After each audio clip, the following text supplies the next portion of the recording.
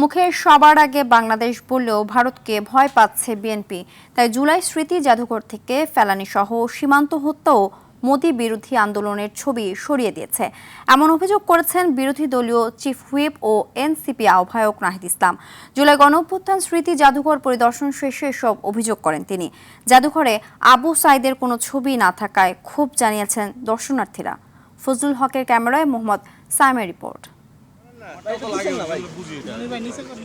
সকালে জুলাই গণঅভ্যুত্থান স্মৃতি জাদুঘর পরিদর্শন করেন বিরোধী দলীয় চিফ হুইপ ও এনসিপি আহ্বায়ক নাহিদ ইসলাম সহ দলটির শীর্ষ নেতারা। অন্তর্বর্তী সরকারের সময়ে অনেক ছবি ও স্মৃতি অপসারণ করায় ক্ষোভ জানান নাহিদ ইসলাম। তিনি অভিযোগ করেন নিজ দলের নেতাকর্মীদের অবদানকে বেশি প্রাধান্য দিয়েছে সরকার।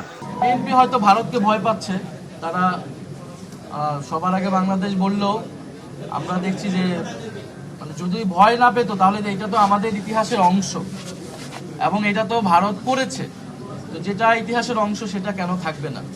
এবং গত 16 বছর যেই ফ্যাসিবাদ বাংলাদেশে প্রতিষ্ঠিত হয়েছিল তার সাথে তো ভারত প্রত্যক্ষ বা পরোক্ষভাবে সম্পর্কিত ছিল নানাভাবে, এবং সেই ইতিহাসটা কিন্তু এখানে পাবেন না।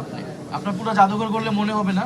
এ সময় আইন করে জাদুঘরকে স্বায়ত্তশাসনের আওতায় নিয়ে লোকবল নিয়োগেরও আহ্বান জানান জুলাই গণঅভ্যুত্থানের এই প্রধান চরিত্র। এটা একটা স্বায়ত্তশাসিত আইন প্রয়োজন, কাঠামো প্রয়োজন। জুলাই আকাঙ্ক্ষাকে ধারণ করে এই ধরনের লোক নেতৃত্বে রেখে পর্যাপ্ত পরিমাণ জনবল রাখতে হবে, কারণ এখানকার সিকিউরিটিটা খুবই গুরুত্বপূর্ণ। পরে সকাল 11টায় দর্শনার্থীদের জন্য জাদুঘর খুলে দেয়া হয়। জাদুঘরে জুলাই গণঅভ্যুত্থানের প্রথম শহীদ আবু সাইদের কোনো ছবি না দেখায় ক্ষোভ প্রকাশ করেন দর্শনার্থীরা। আবু সাইদের কিছু এখনো দেখতেছি না, ও থেকে তাকে দেখার পর আমি এই প্রোটেস্টে জয়েন করছি। Before that I wasn't interested. শহীদ আবু সাইদের যে ছবিগুলো সেটা সেভাবে তোলা হয় নাই। আর আমার এ সময় গণভবন দখলের ছবিগুলোতে থাকা ছাত্র জনতার মুখ লাল রং দিয়ে ঢেকে দেওয়ারও প্রতিবাদ জানান তারা। ছবিগুলোর মুখটা ঢেকে থাকার কি কারণটা আসলে বুঝতে পারতেছি না, আসলে কি কারণে মুখটা ঢেকে রাখা হয়েছে। আর আবু সাইদের ছবিটাও আমরা দেখতে পাইনি, যে রংপুরের যে বেগম রোকের আবু সাইদের ছবিটা আমরা খুঁজে পাইনি।